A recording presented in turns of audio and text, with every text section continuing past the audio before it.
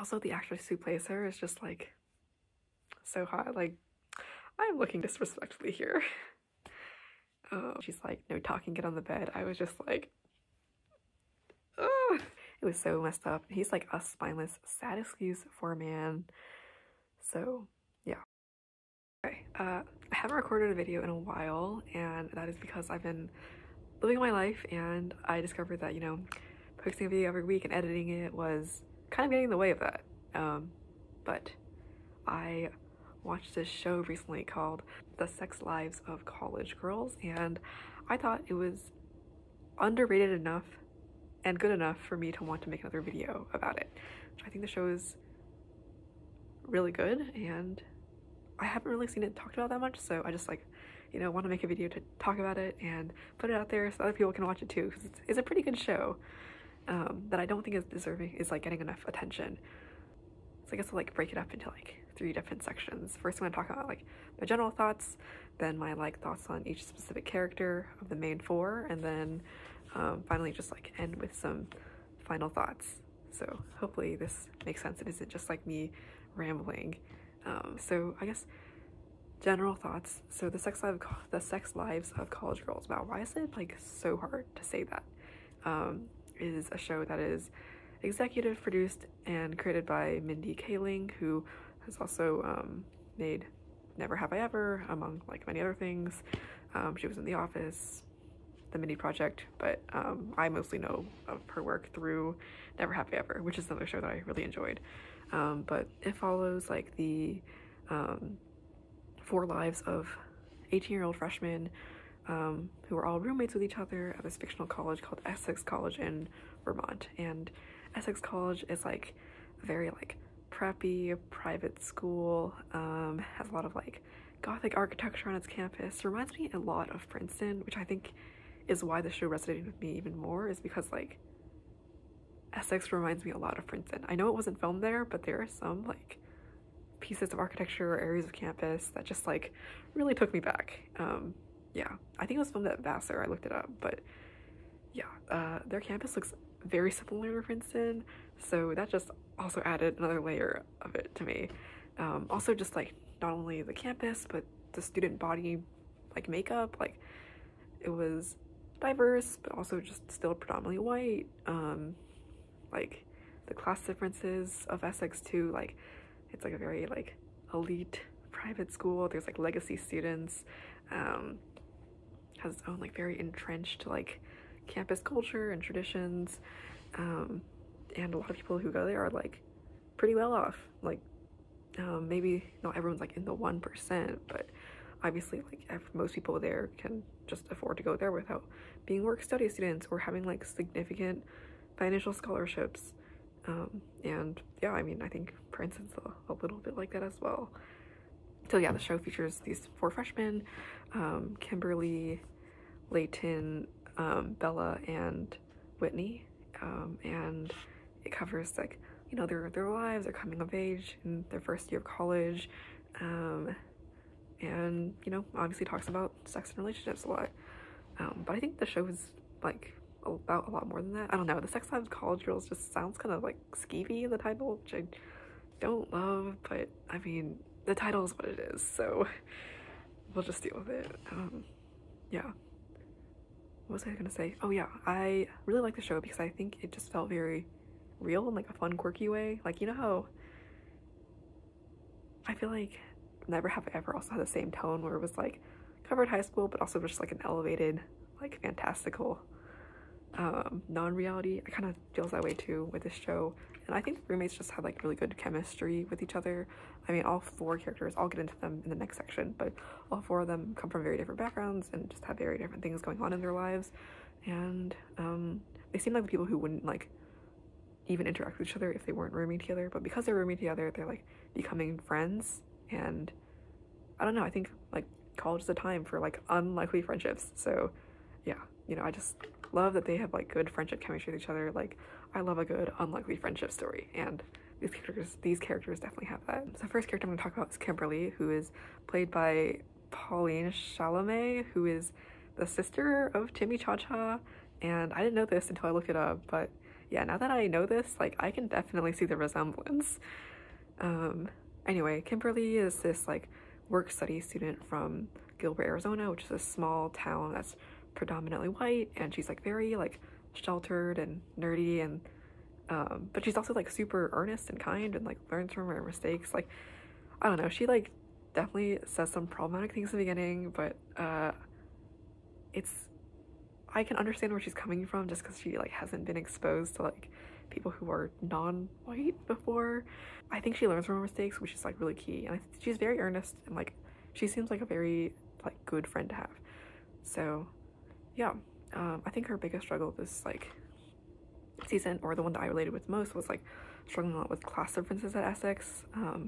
So like she's the only one of the people that she knows that she's rooming with that has to work for money to stay at Essex. Other people can just like focus on living their lives and learning as college students, but she has to like work 5 days a week to like earn money to stay, which honestly like adds a lot of burden as a student that I don't think like really we talk about enough. And she's also trying to fit in academically. Like, maybe she was really good at school where she came from, but like the people at Essex went to prep schools with really good academics, and so like it's really hard for someone who doesn't come from that background to like, you know, fit in freshman year and like feel like they're succeeding, because even though they did well in their public school, it just like didn't have enough funding or attention, or like didn't really prepare her enough for Essex. And she also has a friends benefits relationship with Nico, who is another one of her roommate Layton's brother, which is understandable because I mean like he is very hot. I won't say if I'm a Nico sympathizer or not, but honestly I hope that if he does play a part in the next season, like he's explored separately of Kimberly. Like, I don't know, he like Nico I feel like is a very interesting character because he's like very much like living in his own like very fratty privileged world, but he also just like seems to have some depth and is like seems like a genuine person, but then he does things like cheat on Kimberly and not tell her that he was fully in a relationship already, which is a very skeevy thing to do. It seems like Nico cares a lot about Layton, which is his younger sister, and he seemed to really care for Kimberly too. Yeah, so Nico's a very interesting character. He's definitely hot. Yeah, but I like Kimberly. I think she's kind of nerdy, but she really grows on you and is just like so earnest that you can't help to like feel that as well, you know? She's like so earnest to the point of like being uncomfortable, but it's just like it just works for her. And I love Kanan and Leela. They're like two people who also work at the SIP, which is the campus cafe, for their work study job, and I just love the way that Kanan and Leela fuck with Kimberly in the beginning. Like it's so funny. It's just like, I don't know, when like Kanan is like, oh man, like I have to work this job because my mom's addicted to crack and I like grew up in a super unstable home, and then Kimberly is just like fully eating that up like as if it's the truth, because she like knows nothing else. She just like knows stereotypes about Black people. It's just so funny. Yeah. But you can also see how they like become friends and get along as like the season progresses, which is super cool. And I will say Leela is like one of my favorite like side/minor characters. She's the best throwaway line about hot men journaling in the series. Just like a journal, like hot men don't have thoughts, also makes them so hot. It's just so good. Yeah. Okay, so next character I want to talk about is Bella. I think she's like a Mindy Kaling insert. I mean, she reminds me of Davy from Never Have I Ever in a lot of ways, but I don't think that's a bad thing. Like, you can definitely see that like Mindy Kaling has inserted herself into the series through Bella, but like it works. So her main plot is that she wants to join a comedy group on campus, and the comedy group is called comedy magazine, I think, is called the Catullin, and it's this like very exclusive group on campus and has a lot of famous alumni. So there's like tons of freshmen that apply, but only like a select few really make it in. And then once you're in, you just have to go through this like freshman hazing ritual before you're really in. And a lot of like famous alumni who have gone through Essex, like who then went on to become like famous like SNL writers or like sketch writers. They all like were in the Catullin. So she really wants to join this group on campus, and she does some like sketchy things to get in. But yeah, this plotline was also super relatable to me, because that like kind of exclusive group that's like entrenched in like sexism and racism like totally exists at Princeton as well. Like it was a very interesting exploration. Like definitely know groups like that, definitely saw that in Catullin, and definitely like related to Bella a little bit. Yeah, and there's a whole like sexual harassment plotline that's she's involved with this season, and it was pretty messed up but also kind of real. Like I can see how these campus groups like can perpetuate that toxicity. And I also just appreciate the fact that they talked about like the burden that reporting cases like this places on the victim. Like I like that it wasn't just like she went to the like Title IX office and was like, this happened to me, and then it was just like that was it, it was all resolved. Like she ends up not going forward with a reporting case, but like talks to like other members of the group, and the group handles it. Like a lot of people quit, she quits. Like I don't know, I think it was handled realistically.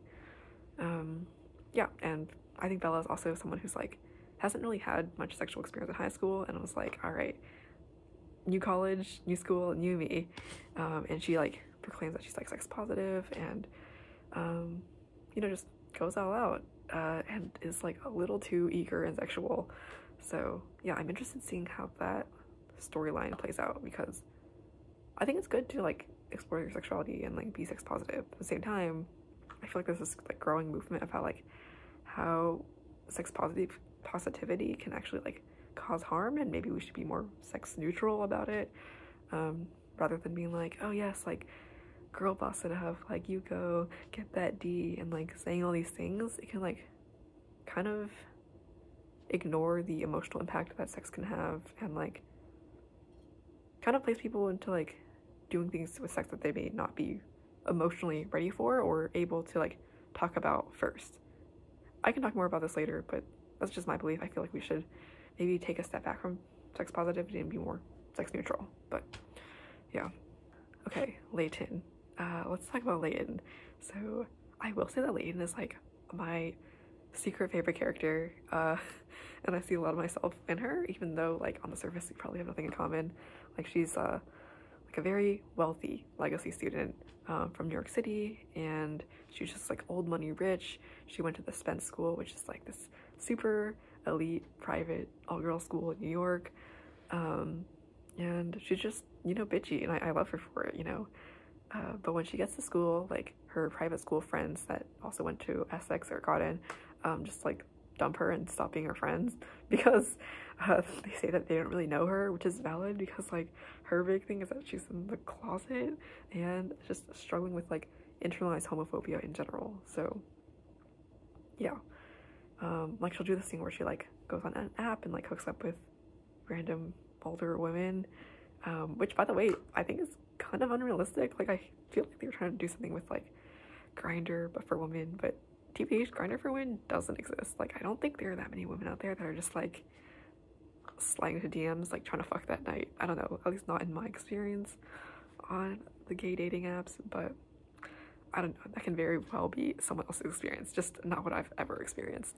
Yeah, and she ends up like throwing a bottle of like whiskey at like the campus statue and like, I don't know, like destroying it in some way. And so her punishment is that she has to like work like community service hours at the women's center on campus, which is also very funny because just like the way those characters are portrayed is just like yeah, like you can totally see those kind of people hanging out at the women's center, not in a bad way, but just like, yeah, you seem like you'd hang out at the women's center. I think she goes on a rant in one of her hookups where she's like I'm not in the closet, like I just don't want to make being gay my identity. Like, and I think she does raise a good point. Like, you know, when people come out as gay, it does become like a big part of their identity, whether they want it to or not. I guess for me, like being gay is like kind of part of my identity, and I feel connected to like the culture of being gay. But that's not for everyone too. And if that's not for you and you are gay, but not like culturally gay, like, I don't know, it can kind of like consume who you are and like impact like what, like how people perceive you if people know that fact about you. So it does become a big deal, and I can understand her reasoning for not wanting it to be a big deal. At the same time, like, you can just tell that she just like has a lot of trouble letting people in, and just seems like super like fake and uppity because of it. Also, the actress who plays her is just like so hot. Like, I'm looking disrespectfully here. Especially in that one scene where she like goes to a bar and like hooks up with this person that she meets, and she's like, no talking, get on the bed. I was just like, ugh.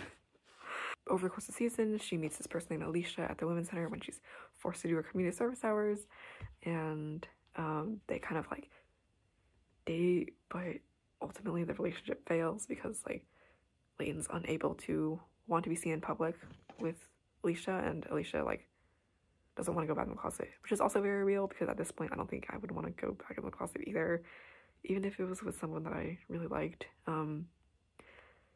Yeah, it's just a whole mentality, and I can understand where Alicia's coming from as well. So it just it hurts a little seeing them break up, especially because you know that their feelings are genuine for each other, but like it isn't going to work out as they currently are. Also, Alicia, like the Asian representation, love that for her. Also, the height difference between Alicia and Layton is so good.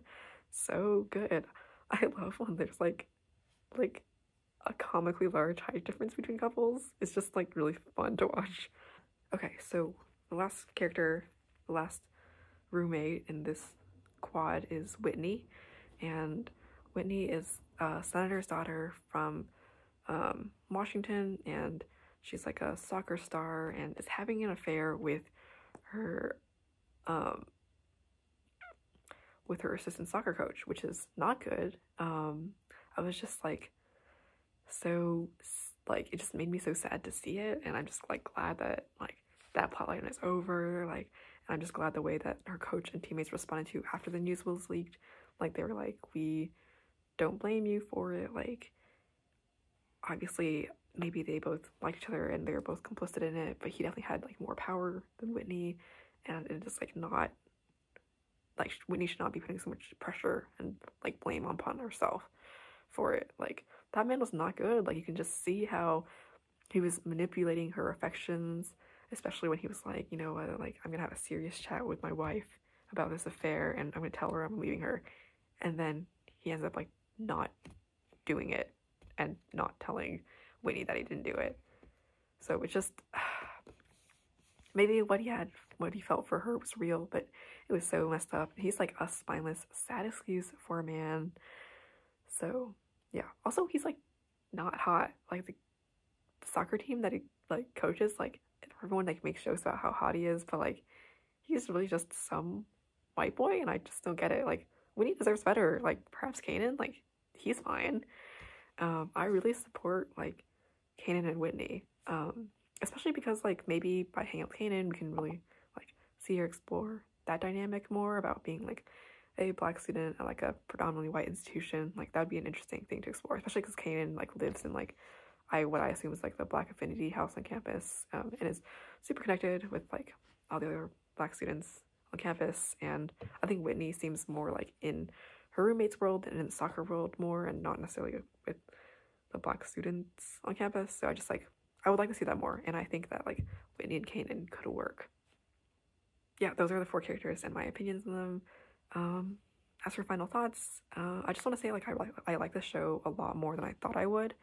Like, I remember watching the trailer just like a few months ago, and I thought it was going to be like cringy. It just seemed like kind of a little too cringy at times. I was just like, okay, like I know this is meant to be funny, but it's just kind of like you're trying too hard. But when I watched it, it was actually like really heartfelt, and it really resonated with me because I went to a similar college, and like there were just some aspects of Princeton and the college experience in general that just like are funny inherently without even being funny. And I think that show captured it well. yeah, I think it really resonated with me because I just graduated and I went to a similar kind of institution, and I'm just like super excited for the next season, and I really care about the characters and their friendships with each other, so I thought it was a really good show, and I would definitely recommend people watch it. I don't think it's being talked about enough, and yeah, those are my opinions, and I thought I'd make a video about it because there aren't enough videos of people responding to it yet. Yeah, thanks for watching.